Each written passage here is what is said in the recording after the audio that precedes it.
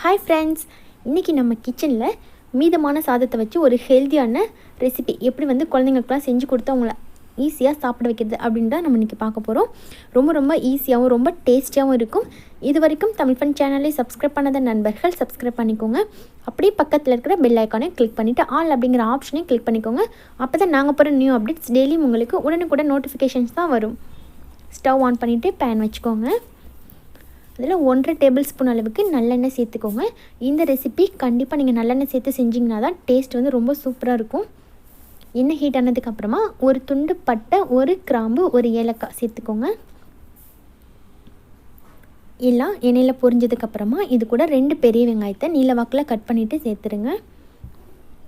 கூடவே 2 கொத்து கருவேப்பிலையும் ஆட் பண்ணிக்கோங்க. ஆட் பண்ணிவிட்டு இதை நல்லா மிக்ஸ் பண்ணி விட்டுக்கோங்க. வெங்காயம் லைட்டாக வதங்கி வரட்டும். இப்போ இது கூட 1.5 டீஸ்பூன் அளவுக்கு இஞ்சி பூண்டு பேஸ்ட் ஆட் பண்ணிக்கோங்க. இஞ்சி பூண்டு பேஸ்ட் ஆட் பண்ணாமலும் இந்த ரெசிபி செய்யலாம், ரொம்ப நல்லாயிருக்கும். இப்போ வெங்காயமும் இஞ்சி பூண்டு பேஸ்ட்டும் சேர்ந்து வதங்கி வந்ததுக்கப்புறமா இது கூட 2 தக்காளியை பொடியாக கட் பண்ணிவிட்டு சேர்த்துக்கோங்க. கூடவே ஒரு பச்சை மிளகாயை குட்டி குட்டியாக கட் பண்ணிவிட்டு சேர்த்துருங்க.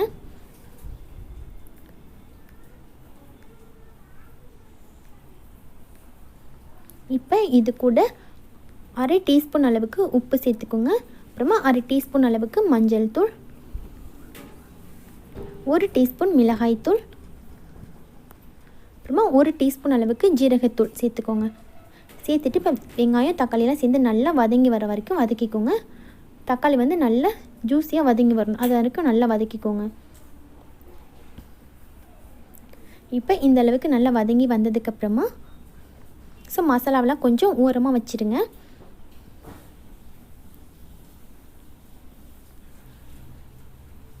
வச்சுட்டு இப்போ இது கூட 1 டேபிள் ஸ்பூன் அளவுக்கு மட்டும் எண்ணெய் சேர்த்துக்கோங்க.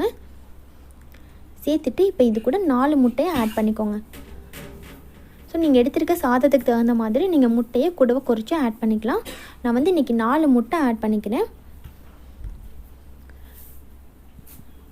2 பேர் சாப்பிட்ற அளவுக்கு சாதம் சேர்க்கும்போது நம்ம 4 முட்டை சேர்த்தோம்னா கரெக்டாக இருக்கும்.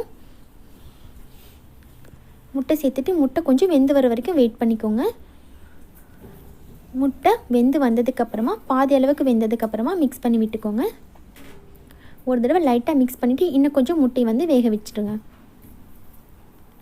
இப்போ கொஞ்சம் போல் லைட்டாக உப்பு சேர்த்துக்கோங்க. நம்ம முட்டை ஆட் பண்ணியிருக்கனால உப்பு சேர்க்கணும்.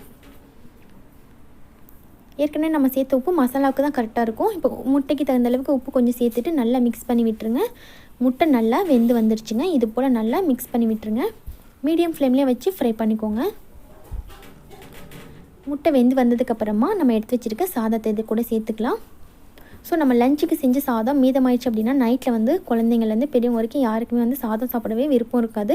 இது போல் முட்டை சாதமாக ப்ரிப்பேர் பண்ணி கொடுத்துட்டிங்கன்னா எல்லாம் எனக்கு வேணும் உனக்கு வேணும்னு சொல்லிட்டு எல்லாமே ஜாலியாக சாப்பிடுவாங்க. அவ்வளோ டேஸ்டியாக இருக்கும். ரொம்ப சிம்பிளாக செஞ்சிடலாம். டேஸ்ட் ரொம்ப சூப்பராக இருக்கும். நீங்களும் வீட்டில் இந்த முட்டை சாதம் ட்ரை பண்ணி பாருங்கள்.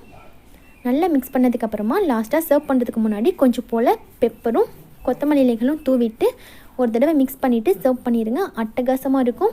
இதே போல் நீங்கள் செஞ்சு பார்த்துட்டு எப்படி இருந்துச்சுன்னு கமெண்ட் பண்ணுங்கள். இந்த வீடியோ உங்களுக்கு பிடிச்சிருந்துச்சின்னா உங்கள் ஃப்ரெண்ட்ஸுக்கும் ஷேர் பண்ணுங்கள். தேங்க்யூ.